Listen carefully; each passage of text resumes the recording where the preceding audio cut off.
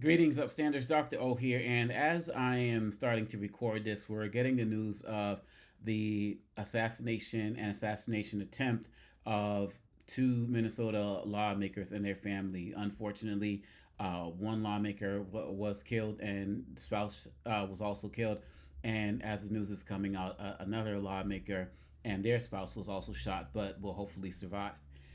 And I was planning on recording and talking this morning before we got this news, but it unfortunately proves more the point of what I was going to record. As we are out there talking about and protesting what we're calling No King's Day, as Trump celebrates his birthday, and people need to stop saying, this is a military parade. This is a to celebrate 250 years of the army. That's not true. The fact of the matter is, this is a celebration of Donald Trump's birthday. We have the Navy and the Marines that are also 200, turning 250 years this years old this year, and they are not getting anything close to what's going to happen today. So the media should just be honest about that. But when I hear about the tragic events in Minnesota, when I hear about so much of this other political violence, and when I hear things, the anti-immigrant sentiment that is out there as well. A man in Virginia was just sentenced to life for walking up to two people of Latino ancestry and asking where they were from and just shooting them. Miraculously they survived, and he just hated immigrants. The thing that has always frustrated me is that when I hear people say things like, "This is not the America I know. This is not what I voted for. I can't believe that this is happening here." And when I say this is happening here, whether it's talking about somebody like something like a tragic event talked about in Minnesota, or a school shooting, or a mosque shooting, synagogue, anything. Whenever I hear these, it gets me so frustrated because I, I'm just gonna say it. I just ask myself, where have you been? And the answer to that is that many of us in our different areas have been coddled. We've been coddled from overt acts of racism, from anti-immigrant sentiment, from maybe being targeted because of our religion, maybe because of the neighborhoods that we live in. We don't experience A, B, or C, or maybe because our sexual orientation, we don't experience things that led to what happened with the Matthew Shepard law. And please look him up if you don't understand how things can happen as it relates to LGBTQ violence and bullying. And that is the problem. Too many of us are in our own little bubbles, thinking that our bubbles can't be shattered. The fact of the matter is, this country has always been a violent country. Whether we're talking about tar and feathering, people, like to make cartoon images of that, as if it's just a funny thing, like you just throw some glue on somebody. But, when Mike Johnson talked about doing that to Governor Newsom in California, he should be tarred and feathered. Like, that's a violent act. Burning tar put on you, then rolled in feathers. Like, that's a violent act. That was a way people dealt with things at this parts in our society. People watch movies like shows like Hamilton and plays like Hamilton. Old shootouts. Like, and then we get into the larger things. Slavery, Trail of Tears. Like, run down the list. Jews who were turned away trying to get into America during the Holocaust. This country has always been a violent country, whether we're talking about the civil rights movement, like the fight for women's rights, any right that we ever got, any amendment that was ever given in this country or earned for in this country, always came as a result of protest and fighting it, and oftentimes violent fighting of it, or at least at the very least violent repression of our fight. If that wasn't the case, child labor laws, all of these different things, they would just be given, they would be granted. We wouldn't need to have amendments or anything like that. It would already be there.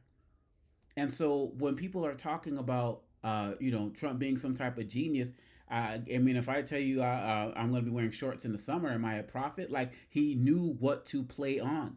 If somebody walks into your household, and if I walk into your house and you're there with your family, your siblings, parents, whoever, and I start saying all of this stuff about you all, and about who you are, and try to show division and so on and so forth, like, it's not going to work if the unit is already tight. If there are no weaknesses to exploit, then I'm not going to be successful. All Donald Trump did is exploit the weaknesses of our society. He exploited the history, which is why I said only a white man could run on the campaign that he ran on.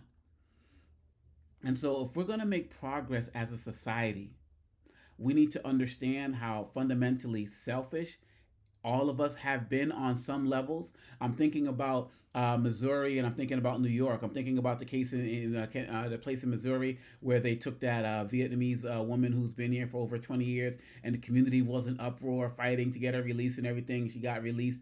I'm thinking about the place where Tom Homan lives in New York, somewhere in upstate New York or something like that, where a woman and her kids were detained, and the community was in an uproar, for her to get released, and also was eventually released. And I find myself wondering, what are those communities doing now? Are they joining any No King's Day protests? Are they calling their Republican representatives to fight this? Or did once they got their person back, they just went back to watching the games, watching the NFL, watching the NBA playoffs, just went back to their daily lives? Like, that's how these guys get over. And that's how the violence is going to get over. They're making us used and comfortable to violence because that has been part of the American way. And as soon as we understand that, as soon as we understand the history of what has happened to people like Harvey Milk and openly gay legislator in California who was assassinated, and so we understand these things, as Jay-Z says it, in the song, we can't heal what we don't reveal. Whenever some of these situations happen, I'm upset, I'm angered, but I'm never surprised. And if we want to really make this country as good as it's promised, we have to start being realist about this. We have to stop being so selfish as it relates to just caring about ourselves and making sure that what happens in only our household is protected, or our street, or our neighborhood, or our constituency. Because it's just a matter before people come for you, your neighborhood, your home, and your constituency. And that's how we're going to make this country better together.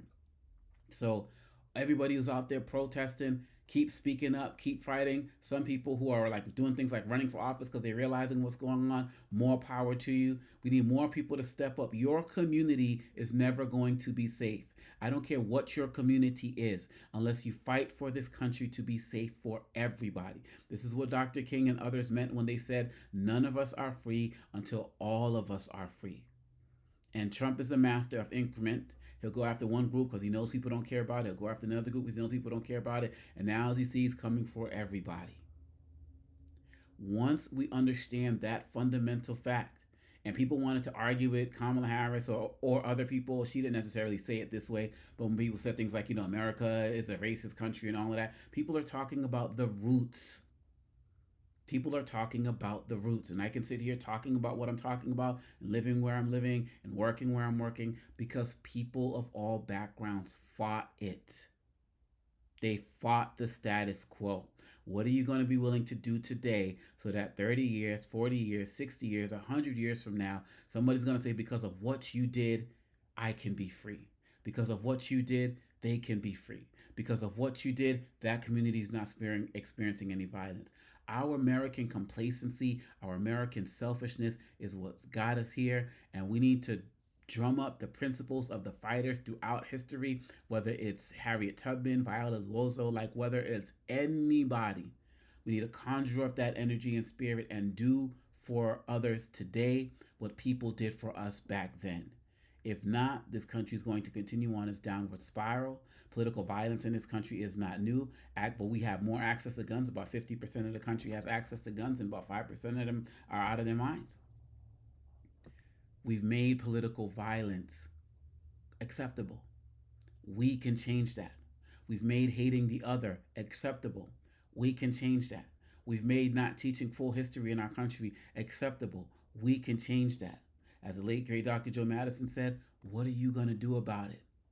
Don't get comfortable thinking you're fine in your space. We need all hands on deck to demand respect and to demand that we protect each other. It's going to get worse before it gets better, but it will get better only if we stop being so selfish. Stop only being focused on, oh, I'm this, I'm that. I'm a white male, I'm going to be fine. I'm a Christian, I'm going to be fine. I am part of the 92%, I'm going to be fine. I'm part of the 80%, I'm going to be fine. I'm part of the what? No, nobody's going to be fine. Nobody's going to be safe. So we need to get out of our bubbles, get out of this nonsense about, oh, it's only happening over there. If you're in this country, you got to do the work. The dictionary is the only place where the word success comes before the word work. And if we want this peace, if we want this humanity to be recognized, we all have to do the work. Are you willing to do the work? My hope is that you are, because if not, nobody's going to be there for you when they finally come for you if we're not all successful together.